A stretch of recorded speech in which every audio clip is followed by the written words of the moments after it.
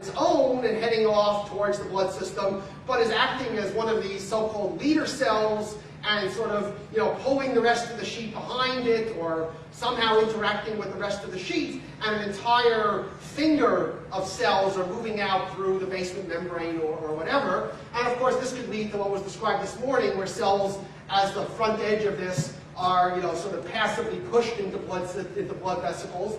And this is sort of, you can think of this as sort of an intermediate or partial EMT. Maybe it takes place at intermediate values of E-coherent. I don't exactly know if one has a theory as to when cells would want to behave this way versus when cells would behave independently versus when they'll be happily remaining as epithelial cells. That's one of the things that one can begin to hopefully understand. By the way, this paper has some interesting results that Boris Schrader and I talked about a couple weeks ago. It actually shows the cells are under large tensile stress, which is not at all obviously, not intuitive to me at all. I may be right, but it may not be, but not intuitive. Some work that we're doing is still looking at the single cell level. We haven't yet. Maybe Boris will talk about multicellular things. I don't know if you're going to talk about single cell things or multicellular things. I'll just throw one movie. Okay, fine. Okay. Okay. So anyway, but at the single cell level, I think there is progress in the physics community looking at the factors that affect cell shape and cell motility at the single cell. Of course, the workhorse in the traditional biology community is the keratocyte. It's much easier to deal with than dendritic cells or tumor cells or whatever, endothelial cells or whatever. So here is the usual keratocyte. This is this whole range of polymerizing actin in this lamellipode that's pulling the thing forward. And to make a long story short, I'll leave that out. You can come up with elements of a cell morphology theory. What does elements of the cell morphology theory look like? Well, we all know, and now there's a lot of work on quantifying exactly how actin polymerization at the front of the cell manages to push the leading edge of the cell forward. That's pretty well understood from a variety of experiments and theoretical work. You can do that with simple models. You can make full PDE models of the cell. Doesn't matter.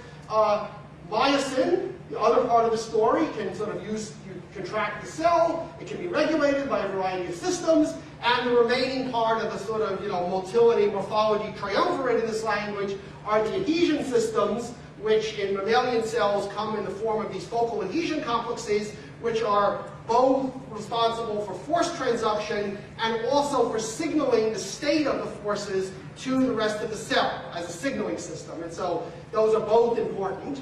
And you can put in various models of these pieces, and you can come up with explanations. For example, you can look at how results, for example, for these little pieces of keratocytes, which people have shown in the lab, if you basically take out the nucleus and you just have the leading edge, you can get the thing sitting there, but then if you polarize it, it will just sort of move along as a steady state, and you can begin to explain things like that.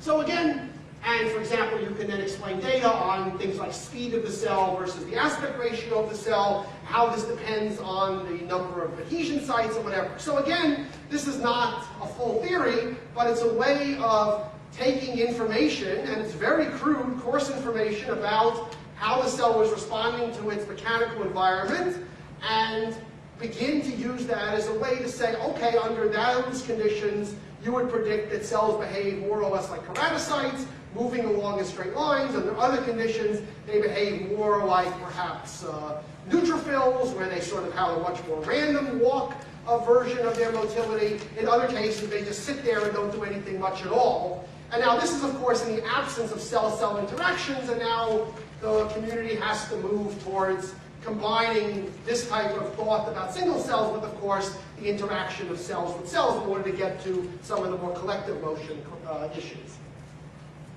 Okay, so I think that's about the right amount of time.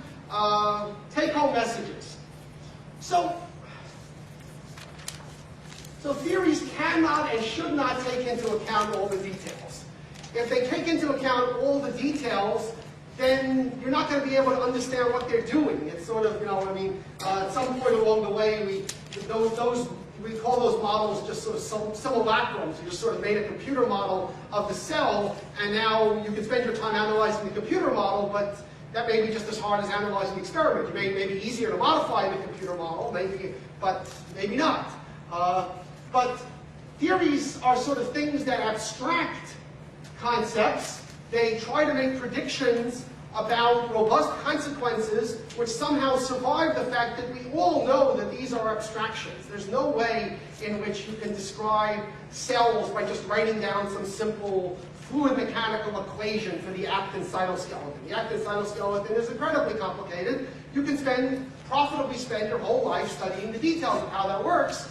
But the question then still is, how many of those details are important for the zero-order questions that you care about for the epithelial mesenchymal transition? And then, so I maintain that one way of addressing that question is to see how far you can get by at least keeping some details, not all of them, seeing what predictions you make, see when you're wrong, and then go on from there. So it's a caricature of what theoretical physicists do, but it's a correct caricature. Let me just finish, then you can. And I picked 3 examples just randomly. You may or may not like those theories. We're happy to discuss them. Except for the last part of the last part, none of that is my own work, so I don't feel I have to defend it in any serious way. But I think there are good examples of what you can try to accomplish, and good examples in the sense that these people who are working on this have made the effort to actually go and compare what they're doing with real data, and try to understand how their theories actually say useful things about real questions. And their examples show that what theory can do is it can help interpret data, it can help you plan new experiments, what are the critical experiments that really would tell you if you're on the right path for thinking or not, and it helps you make sense of what otherwise seems like a complete flood of disparate information. I mean, from the point of view of a physicist, you sit in a meeting like this and there's just so much different facts, and you desperately want to somehow organize those facts into some way that you can begin thinking about it, and this is what we do to try to do that for ourselves. So we try to make some simple theories, try to ask, which things can be explained this way, which things can't, as a way to just make sense of what's going on, and then once we've made sense of it for ourselves, we can see whether that makes sense as a way to proceed forward with the understanding. And of course, that would make no sense at all unless you can find collaborations with people who actually know what's going on, who know what the important questions are, who know what the experimental facts are, and therefore collaboration is a sine qua non of this strategy, but I think this strategy can be made to work in fields like cancer biology. Thank you for your attention. I'll be happy to take all pies. Yes? So two examples had a lot to do with motility. Yes. Well, is there anything out of this which is special for metastatic cells, as opposed to, if you're just going to talk about development? Well, okay, so... Where does the... Yeah.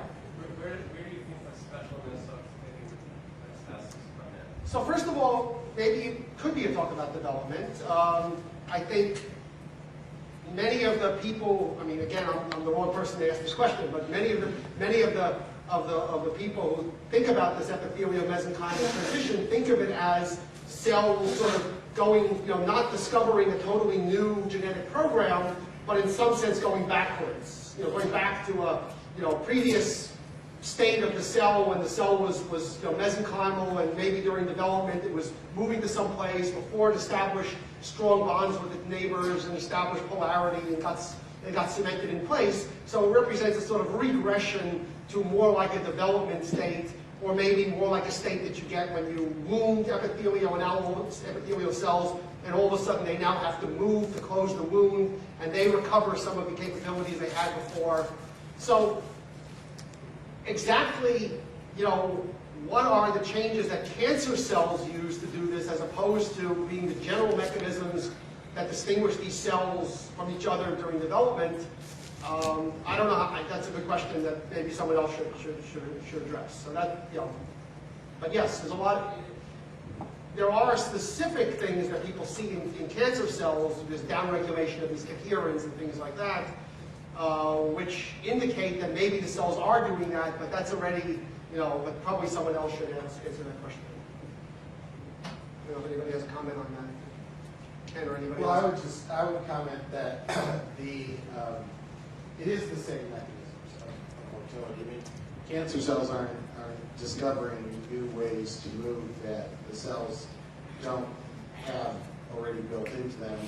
I mean, like fibroblasts, and so you could say that how a cell moves during embryogenesis is very similar, or during wound healing is very similar. I mean, the concept of reawakening of dormant embryonic mechanisms is really correct. So I don't think it's and so when you ask these kinds of motility questions, I think at the physics level you're asking questions that are more than just cancer, and that's okay. I personally think that I think there's a lot more to be learned on the tissue side and the tissue forces side.